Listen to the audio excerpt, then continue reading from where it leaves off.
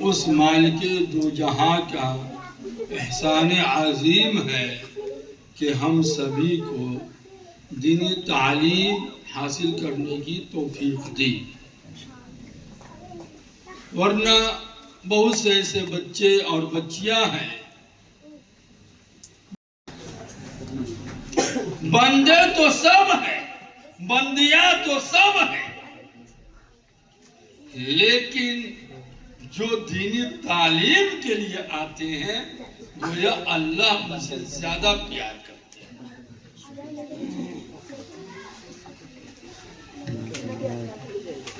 ماشاءاللہ یہاں کے طلبہ اور طالبات کا ہم نے نعت، تقاریر، احادیث مبارکہ سنا، بچے اور بچیاں کی میں نے جو تیاریاں دیکھی قابل تعریف ہے، قابل ستائش ہے، قابل مبارکباد ہے۔ ادارہ کے محتمل حضرت قاری عبداللہ صاحب حفظہ اللہ، اللہ انہیں دن دنیا رات چوگنی ترقیات سے نوازے۔ حضرت قاری صاحب نے اس پروگرام کو یوم جمہوریہ کے موقع سے رکھا ہے۔ یہ یوم جمہوریہ جو مناتے ہیں، یوم جمہوریہ کہتے کسے ہیں پہلے تو یہ معلوم ہونا چاہیے، لیکن یہ بتانے سے پہلے یہ بھی معلوم ہونا چاہیے کہ یہ یوم جمہوریہ جو ہے ہمیں یوں ہی چٹکیوں میں نہیں مل گیا، بلکہ لاکھوں اور کروڑوں کی تعداد میں ہماری جانیں گئی ہے، خواہ وہ ہمارے بھائی کی جانے گئی ہو یا ہماری ماں اور بہنیں کی جانے گئی ہو، کتنے ہماری ماں اور بہنیں بیوائیں ہوئی ہیں، اس کے بعد یہ یوم جمہوریہ ملی۔ آزادی یہ انسانی فطرت ہے۔ قرآن نے کہا لا اکراہ فی الدین، دین میں کوئی زبردستی نہیں۔ اس سے یہ آزادی ملی کہ انسان اپنے اعتبار سے جو سمجھے اس کو چنے، منتخب کرے۔ اللہ نے تو ساری چیزیں بتا دی، حق راستہ کون ہے، ناحق کون ہے، صحیح راستہ کون ہے، غلط راستہ کون ہے، اسلام کے مطابق کون ہے، غیر اسلام کے مطابق کون ہے، تمام چیزیں بتا دی گئی اور اختیار دے دی گئی، یہ آزادی۔ اسلام نے ہمیں آزادی کا تصور دیا۔ مسلمان اور غلام یہ ناممکن ہے۔ آپ تاریخ رسالت کا مطالعہ کریں، جب ہمارے نبی کریم صلی اللہ علیہ وسلم نے جب توحید کا اعلان کیا اور جتنے غلام اور باندیاں تھی سبھی کو سب سے پہلے آزاد کر دیا، یہ انسانی فطرت کا تقاضا ہے۔ جب ہمارا ملک غلامیت کے زنجیر کے اندر پیس رہا، قتل و غارت شروع، جبران عیسائی بنایا جا رہا تھا، یہاں تک کہ دین پہ عمل کرنا مشکل کر دیا گیا تھا، ہمارے مساجد اور عبادت خانوں پر حملے ہو رہے تھے، ہماری خانقاہوں کے اندر تالے لگائے جا رہے تھے۔ اس وقت جو آوازیں اٹھی، آزادی کی آواز اٹھی، کسی کالج کسی یونیورسٹی سے نہیں، اسی بوریا نشی اسی بوریا پہ بیٹھ کر قرآن پڑھانے والے مولویوں نے آواز اٹھائی، علماء نے آواز اٹھائی۔ وہ آواز اٹھانی تھی کہ پوری دنیا، پورے ہندوستان کا پوری دنیا میں قدر آزادی کا شعلہ بھڑک، اور یہ ایسا بھڑکا کہ جب تک کہ آزادی نہیں ملی، جب تک کہ ہمارے اکابر دین نے دم نہیں لیا۔ جب انگریز یہاں قابض ہو گیا، مغلیہ سلطنت ختم ہو گئی، انگریز کہتے ہیں کہ انگریز مغلیہ سلطنت کو کہتے ہیں کہ تمام بغاوتیں شروع ہو گئی. اس دور میں ہمارے اکابر دین نے انگریز کی سازش کو سمجھا اور مار پلاسی کی پہلی جنگ ہوئی سراج الدولہ کے ساتھ. یہ الگ شے ہے کہ اپنوں کی غداری کی وجہ سے شکست ہوئی.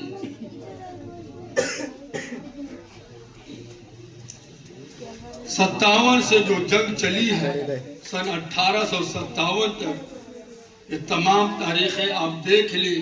تمام تاریخوں کے اندر ہماری جو قربانیاں ہیں وہ بھلائی نہیں جا سکتی.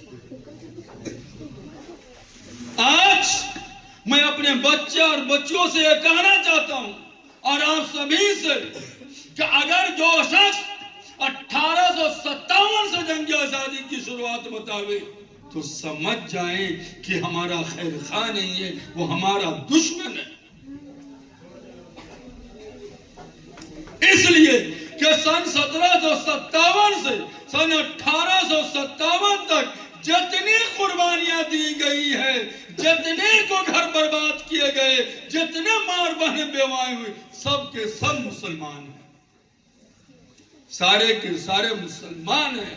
اور باطل یہ سوچتا ہے کہ اس مسلمانوں کی جو پوری فہرست ہے اسے ختم کر دی جائے. ہمیں افسوس ہے اپنے مسلمان بھائیوں کے اوپر، ہمیں افسوس ہے اپنے ماں اور بہنوں کے اوپر کہ وہ وہی تاریخ دہراتے کہ 1857 اور سن 1757 کو ہم بھلا دیتے ہیں. اس لیے میں بار بار اس کا تذکرہ کرتا ہوں. 1857 کے بعد جو جنگ چلی، جو تربیت یافتہ جو تھے حضرت شاہ ولی اللہ صاحب محدث دہلوی رحمت اللہ علیہ، ان کی کتاب ہے تفہیمات حجت اللہ البالغہ. کتابوں کے اندر ان تمام خطوط کا تذکرہ ہے. باغ دور جو آتا ہے ان کے صاحبزادے، ان کے خلفاء کے ہاتھوں میں شاہ عبدالعزیز محدث دہلوی رحمت اللہ علیہ، مولانا امین کشمیری رحمت اللہ علیہ، مولانا عاشق الہی پھلتی رحمت اللہ علیہ اور مولانا عبدالحی رحمت اللہ علیہ، یہ تمام اکابر دین کی ایک فہرست ہے. میں نے تو چند کا نام لیا. شاہ عبدالعزیز محدث دہلوی یہ ہندوستان میں وہی شخصیت ہے کہ ہر طرف سے اسلام کے خلاف محاذ آرائی کی جا رہی تھی، اسلام کے خلاف زہر افشانی کی جا رہی تھی، اسلام کے خلاف ہر طرح طرح کے افواہیں پھیلائے جا رہے تھے. اس وقت سب سے پہلے جنہوں نے جہاد آزادی کا جو فتویٰ دیا ہے وہ شاہ عبدالعزیز محدث دہلوی کی ذات ہے. وہ وہی شاہ عبدالعزیز محدث دہلوی رحمت اللہ علیہ جنہوں نے فتویٰ دیا تھا کہ انگریز کے حکومت میں رہنا حرام ہے، انگریز کے حکومت کو انگریز کی نوکری کرنا حرام ہے، انگریز کا کوئی بھی چیز استعمال کرنا حرام ہے. یہ فتویٰ دینا تھا. انگریز دشمن ہو گئے. حضرت شاہ صاحب کو بہت سی صعوبتیں جھیلنی پڑی. تاریخیں بتلاتی ہے کہ اتنی صعوبتیں جھیلنی پڑی کہ آخر کار حضرت کو برس کی بیماری لاحق ہو جاتی ہے اور اسی بیماری میں حضرت شہادت شہید ہو جاتے ہیں. لیکن یہ سلسلہ نہیں رکا. شاہ عبدالعزیز رحمت اللہ علیہ کے خلیفہ سید احمد شہید رائے بریلوی رحمت اللہ علیہ نے اور مولانا اسماعیل شہید رحمت اللہ علیہ جن کے بارے میں آپ سنتے ہیں کہ کہتے ہیں کہ وہ جنگ کرتے ہوئے انگریزوں سے ٹکراتے ہوئے بالا کوٹ پہ جامِ شہادت نوش فرما دیتے ہیں. انہی کے شاہ وہی شاہ شہید احمد رحمت اللہ علیہ جو تھے جنہوں نے مولانا ولایت صاحب اور مولانا عنایت علی صاحب صادق پور پٹنہ کو انہوں نے تیار کیا اور اس تحریک کو لے کر ان دو بندوں نے کہا ممبئی، حیدرآباد، پٹنہ، بہار، بنگال تمام نے قوم کو بیدار کیا اور انگریز کے خلاف بدلایا. میرے دوستو یہ ہمارے اکابر دین تھے. 1857 میں جب یہ تحریک یہ تمام چیزیں علماء دیوبند کے سرخیل علماء دیوبند کے حضرت سرخیل اور سردار سمجھئے حضرت حاجی امداد اللہ محاضرم مکی رحمت اللہ علیہ ان کے ہاتھ میں یہ باغ ڈور آتا ہے. پھر ان کے ہاتھ میں کہتے ہیں ان کے ہاتھ میں باغ ڈور آنے کے بعد ان کے ساتھ مولانا قاسم انانوتوی رحمت اللہ علیہ بانی دارالعلوم دیوبند، مولانا رشید احمد گنگوہی رحمت اللہ علیہ اور دیگر اکابر دین، مولانا جلال الدین تھانیسری رحمت اللہ علیہ، یہ تمام اکابر میدان میں آتے ہیں. 1857 کی آپ جنگ دیکھ لیں، تحریک انقلاب گواہ ہے. 1857 کی جنگ دیکھنا ہے تو شاملی کا میدان گواہ ہے. 1914 کی جنگ دیکھنی ہے تو تحریک ریشمی رومال گواہ ہے. 1942 کی جنگ دیکھنی ہے تو ہندوستان چھوڑو تحریک گواہ ہے. 1946 کی دیکھنی ہے تو ممبئی میں ہمارے نوجوانوں کو کیا کہتے ہیں کہ انگریزوں نے بارود کے ذریعے، توپ کے ذریعے، بندوق کے ذریعے ہمارے نوجوانوں کو لاکھوں کے تعداد میں بھون دیا گیا. میں مختصر بتا رہا ہوں، یہ قربانی ہمارے آباء و اجداد کی تھی. ہم تاریخیں اس لیے بتا رہے ہیں جس قوم کو اپنے آباء و اجداد کی تاریخیں یاد نہیں ہے وہ قوم بزدل ہے، بزدل ہے. لیکن مسلمان قوم یہ واحد قوم ہے کہ وہ مرد زندہ ہے، زندہ ہے اس لیے کہ وہ اپنے آباء و اجداد کو تاریخ کو حفاظت کرتے ہیں. ہماری تاریخیں پوچھتے ہیں. ہم نے نبی اکرم صلی اللہ علیہ وسلم کے ایک ایک قول کو، ایک ایک فعل کو، یہاں تک کہ ایک ایک بال کے سر کے اندر بال جو تھے وہ کتنے سفید تھے، داڑھی جو ہے آپ صلی اللہ علیہ وسلم کے کتنے سفید تھے اور کتنے سفید نہیں تھے. آپ صلی اللہ علیہ وسلم کا لباس کیا تھا، آپ صلی اللہ علیہ وسلم چلتے کیسے تھے، آپ صلی اللہ علیہ وسلم بیٹھتے کیسے تھے. ہم نے تمام تاریخ کو تو کا تو ہم نے قد قلم بند کیا ہے اور محفوظ کیا ہے. اسی طرح ہمارا کابر دین نے صحابہ کے تاریخ کو کیا کہتے ہیں کہ محفوظ کیا. اسی طرح ہمارا کابر دین نے تابعین، تبع تابعین، مجاہدین آزادی کو تاریخ کو کہتے ہیں محفوظ کیا تاکہ ہماری قوم بزدل نہ ہو سکے اور صحیح پیغام جا سکے. میرے بھائیوں اور عزیز طلبہ و طالبات، یہ یاد رکھیں کہ میں نے دو باتیں بتلائی ہیں اس کے اندر. نمبر ایک، تحریک آزادی 1857 سے نہیں چلی ہے بلکہ یہ دور ثانی ہے. پہلا دور ختم ہو چکا ہے جس میں خالص مسلمان بھائی ہیں. آپ کو ایک تاریخ اور مزے کی بتا دوں، غور سے سنیں گے، یاد رکھیں گے کہ آپ سبھی حضرات ذمہ دار ہیں. 1893 میں ہمارے دیش کے مہاتما گاندھی جی انگلستان سے بیرسٹری کا امتحان دے کر ہندوستان واپس آتے ہیں. اس وقت جوان تھے، اس وقت کیا کہتے نوجوان تھے اور بیرسٹری کا امتحان دے کر آئے تھے. ہمارے اکابر دین شیخ الہند رحمت اللہ علیہ، مولانا محمود الحسن دیوبندی اور دیگر اکابر دین، مولانا ابوالکلام آزاد نے تمام چیزیں ہندوستان کے بارے میں بتلایا. مہاتما گاندھی جی نے تمام چیزوں کو سمجھا اور سن 1919 عیسوی میں بہار چمپارن سے ستیہ گرہ کی جو تاریخ چلی ہے اور یہ پہلی تاریخ مہاتما گاندھی جی کی پہلی تاریخ جو چلی ہے ہندوستان کے اندر وہ چمپارن بہار سے چلی ہے جب وہ تحریک چلنی تھی. آپ کو معلوم ہے مہاتما گاندھی جی ایک عظیم لیڈر تھے، ایک عظیم لیڈر تھے، بہترین صحافی تھے، بہترین صحافی کے ساتھ انصاف پرداز بھی تھے. یعنی اچھا لکھنا بھی جانتے تھے، اچھا بولنا بھی جانتے تھے، اچھا خطیب بھی تھے. اللہ تبارک و تعالیٰ نے ہمارے ملک کے اندر عجب عظیم لیڈران پیدا کی. پھر وہ کیا کہتے ہیں کہ عظیم لیڈر بن کر ابھرے اور کانگریس کی تو پہلی کی تاریخ ہے. کانگریس کے ساتھ کیا کہتے ہیں کہ انہوں نے ہاتھ میں مہاتما گاندھی جی آئے اور کانگریس کے ساتھ یہ تحریک لے کر چلے اور تمام بھائی، تمام بہنوں کو لے کر چلے، ہندوستان کے تمام برادران وطن بھی ساتھ میں تھے، سب کے ساتھ مل کر تمام قربانیاں کو دے کر دینے کے بعد 15 اگست سن 1947 کو ہمارا ملک آزاد۔ اب یہ ملک آزاد ہو گیا تب اس کی ضرورت پڑی کہ ملک چلانے کے لیے کچھ اصول و ضوابط بھی ہو، ملک چلانے کے لیے دستور بھی ہو، ملک چلانے کے لیے قانون بھی ہو۔ بھائی حضرت قاری صاحب مدرسہ چلاتے ہیں تو مدرسہ چلانے کا کچھ اصول و ضوابط بھی ہوں گے، اگر اصول و ضوابط نہیں ہوں گے تو بچہ کو جب مرضی آوے چلے جائے، جب مرضی آوے آ جائے، پڑھے نہ پڑھے۔ اصول و ضوابط سے یہ ہوتا ہے کہ کوئی کامیاب بھی ہوگا، اکثر ناکام ہو جاتے ہیں۔ یعنی کوئی بھی ادارہ نہیں چلتا، کوئی بھی گھر نہیں چلتا، کوئی بھی تنظیم بغیر اصول و ضوابط کے نہیں چلتا۔ اب ہمارے ملک کو ضرورت پڑی کہ دستور ہو۔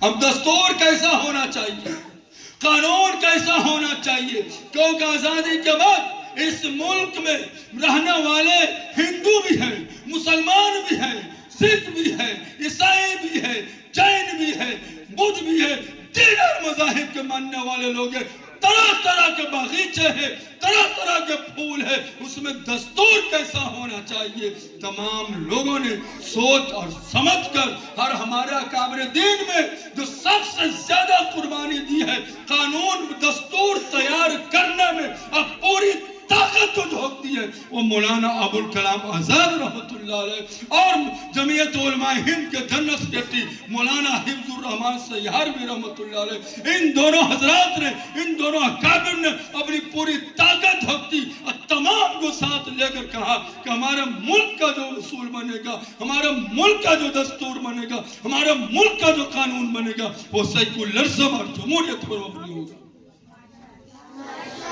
جب وہ کمیٹی بنائی گئی، جس کمیٹی کے اندر یعنی قانون ساز کے اندر جو بنائی گئی کمیٹی، اس میں جہاں ڈاکٹر راجندر پرساد صاحب تھے جو ہمارے ہندوستان کے پہلے راشٹرپتی تھے، جناب پنڈت جواہر لال نہرو صاحب تھے جو ہمارے ملک کے پہلے وزیر اعظم تھے، وہی ہمارے مولانا ابوالکلام آزاد صاحب تھے جو ہمارے ملک کے وزیر تعلیم تھے پہلے، وہی مولانا حفظ الرحمان صاحب رحمہ اللہ، اور کیا کہتے ہیں کہ تمام لوگوں نے مل کر سیکولر اور جمہوری کیا کہتے ہیں کہ دستور تیار کیا، اور دستور کو تیار کرنے میں پوری قربانی جو ہے ڈاکٹر بھیم راؤ امبیڈکر صاحب کی ہے، بابا بھیم راؤ امبیڈکر صاحب کی ہے، جنہوں نے پورے دستور کو ترتیب دے کر مرتب کیا۔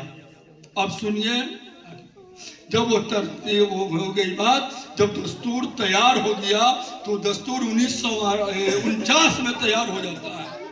1949 میں تیار ہونے کے بعد 26 جنوری کو جو سنیں گے، ایک دستور کو نافذ کرنے کے لیے 26 جنوری سن 1950 میں ملک کا نیا دستور، نیا قانون جو سیکولرزم اور جمہوریت پر مبنی ہے نافذ کیا گیا۔ اسی لیے ہم اور آپ اس سے آج جو 26 جنوری مناتے ہیں، یوم جمہوریہ کے دن مناتے ہیں، اسی لیے مناتے ہیں کہ اسی تاریخ کو کہا کہتے ہیں کہ ہمارے ملک کا جو نیا دستور ہوا وہ نافذ ہوا۔ میرے بھائیو، یہ تو ہوا آزادی کے تعلق سے۔ مدرسہ کا 2 منٹ سن لیا جائے کہ یہ جو اصلاح القرآن اکیڈمی جو ہے، میں اس سے پہلے بھی پروگرام میں آیا، ماشاءاللہ میں نے بچوں کو دیکھا، دل خوش ہو گیا، باغ ہو گیا تمام بچوں کے۔ ابھی بھی میں نے دیکھا تمام بچے اور بچیاں جو تقریر پیش کر رہے ہیں، کوئی نعت پڑھ رہے ہیں، کوئی تلاوت کر رہے ہیں، تمام کی ادائیگی، تمام کی جو کہتے ہیں کہ درستگی، یہ ہے قاری صاحب کی قربانی ہے۔ لیکن اس کے لیے طاقت کی ضرورت ہے۔